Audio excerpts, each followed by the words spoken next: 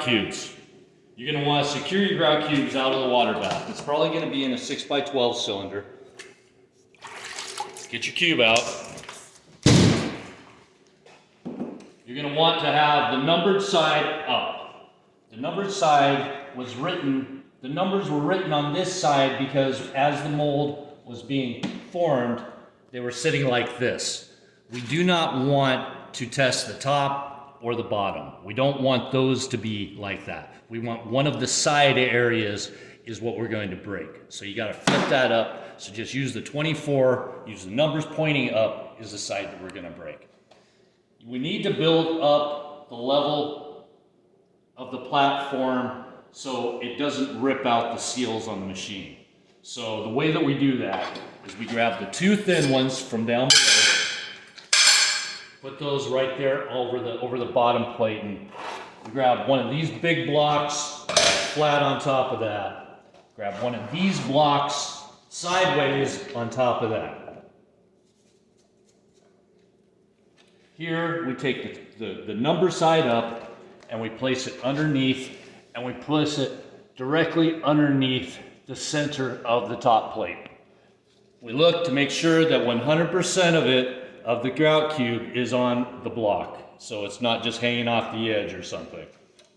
At this point, we can break the cylinder, or break the cube. So notice again, we have the two small plates on the bottom. We have the big plate here, and then have it sideways here. So we only have about 1/8 of an inch or 1/4 of an inch of space between the top plate and that.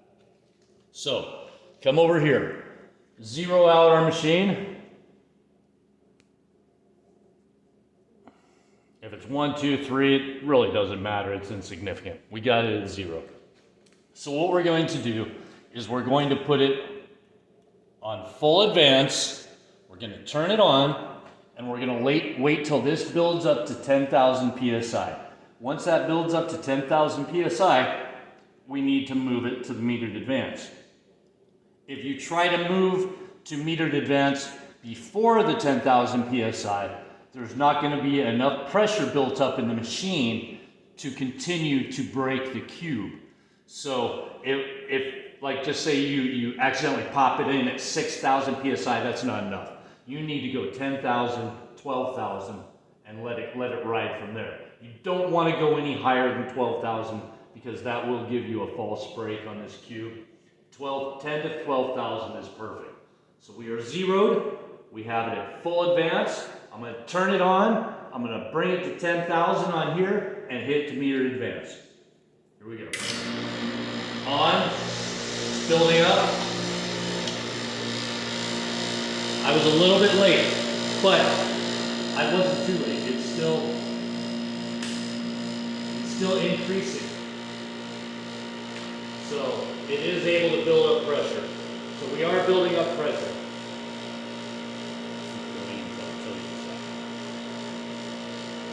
So, okay, we got a great break there. So that 21.85. And it doesn't feel like it's going to give us any more than that. It's still rising, but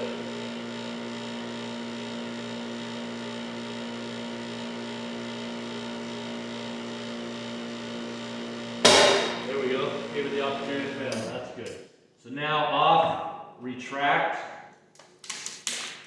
This always typically will break at a 3. That's looking like a 4. So then what you're going to do is the calculations on your sheet here. If you notice how these are saying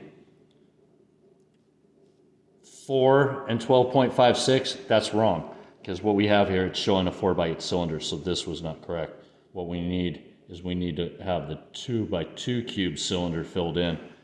This is going to be a sample diameter of 2, and this is going to be, the area is going to be 4 since it's a 2x2 inch cube. So what this will actually be calculated with is using 4.0 instead of 12.56. So 24,080 divided by 4 is what? That would be 6 620 or 6,200. I mean 6,200 psi, just by doing a quick math in my head, and that should meet the compressive strength values that we're looking for. So 21850. That is how you break 2x2 cubes. Any questions, call me.